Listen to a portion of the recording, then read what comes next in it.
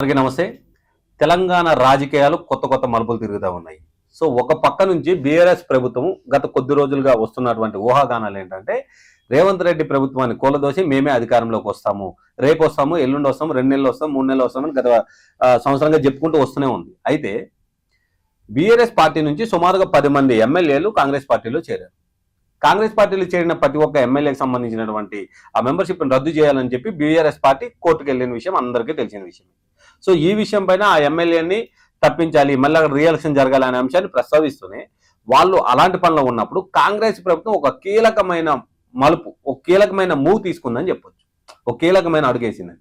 ఏంటది అంటే BRS LP ఏదైతే బీఆర్ఎస్ పార్టీకి సంబంధించినటువంటి ఎమ్మెల్యేలో 1/3 ఎమ్మెల్యేని కాంగ్రెస్ పార్టీ తీసుకున్నట్టయితే కాంగ్రెస్ పార్టీ వేసినటువంటి కేసు హైకోర్టులో చెల్లదు.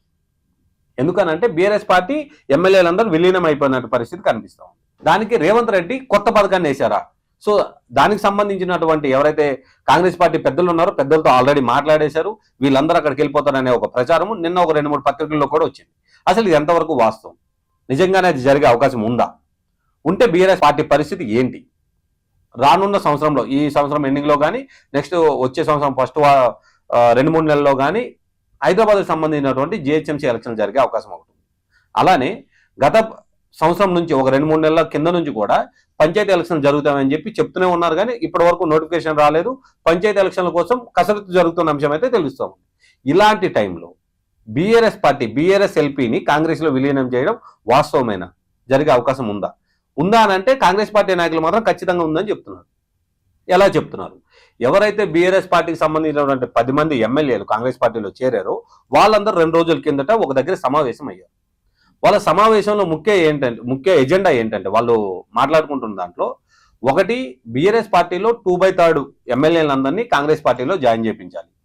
జాయిన్ అయిన వారితో పాటు ఆల్రెడీ జాయిన్ అయిన వాళ్ళకి అంటే 10 మందికి రాబోయే వాళ్ళలో కూడా ఒక 2 మంత్రి పదవులు ఇవ్వాలి, ఇంపార్టెన్స్ ఉన్నటువంటి పొజిషన్స్ లో వాళ్ళు కూర్చోబెట్టాలి. అలా అయితే జాయిన్ అయిపోతామనే అంశాన్ని వాళ్ళు ప్రస్తావించుకున్నట్టు తెలుస్తాము.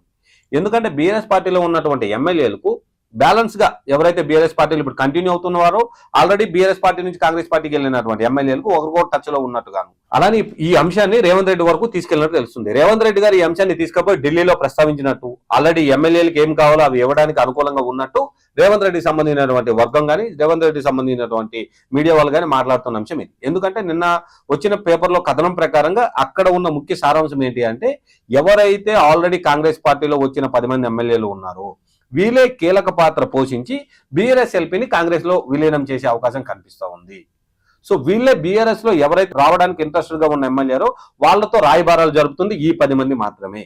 సో వీళ్ళందరినీ వెనకుండి రేవంత్ రెడ్డి కీ గేమ్ ఆడుతున్నారు అనే అంశాన్ని ప్రస్తావించుకుంటూ వాళ్ళు ఆ కథనంలో ప్రచురించారు. సో ఇది ఎంతవరకు వాస్తవం? రానున్న రోజుల్లో ఆల్రెడీ బీఆర్ఎస్ పార్టీ గతంలో చెప్పినట్టుగా రేవంత్ రెడ్డిని కూలదోసి వాళ్ళ అధికారంలోకి వస్తారా, లేదా ఇప్పుడు ప్రస్తుత పరిస్థితుల్లో కాంగ్రెస్ పార్టీ మాట్లాడుతున్నట్టుగా బీఆర్ఎస్ ఎల్పీని కాంగ్రెస్ లో విలీనం జరుగుతుందా? సో ఇది 2 కోణంలో చూడాలి. మీరు ఏది జరిగితే బాగుంటుంది అనుకుంటారు? ఇది జరిగితే బాగుంటుందా లేదా బీఆర్ఎస్ పార్టీ ఉంటేనే బాగుంటుంది? అలానే రేవంత్ రెడ్డి గారి పాలనపై మీ అభిప్రాయం ఏంటో కామెంట్ రూపంలో. Thank you.